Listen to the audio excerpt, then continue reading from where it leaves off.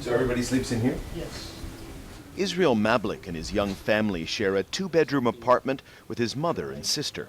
Israel's wife doesn't have a job, and his pay has to cover grocery bills that can be several $1,000s a month.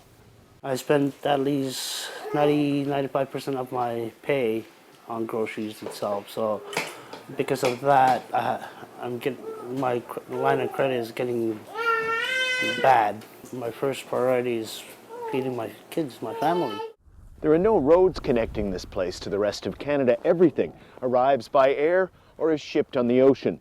And that's why none of it has some of the most expensive food in the entire country. And with those high transport costs, just two supermarket chains selling goods across a vast area. Photos posted by shoppers to a Facebook page show cases of fruit juice for $50, a $15 watermelon, and a kilo of beef for around $70. That social media protest soon grew into demonstrations by people who rarely, if ever, had been part of such movements. When we first started the protest, there was a lot of questions, a lot of comments on, this is not the Inuit way.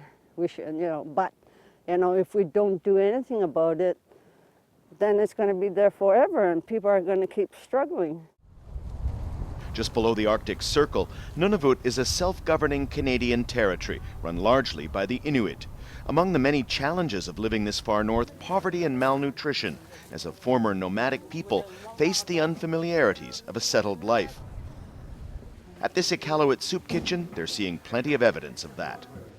This is a hunting culture, and a lot of people are very frustrated with the barriers that have emerged over, the last 30 years or so since the establishment of the settlements that we have today. Now, you're dependent on the local grocery store, and that just brings a whole range of other issues.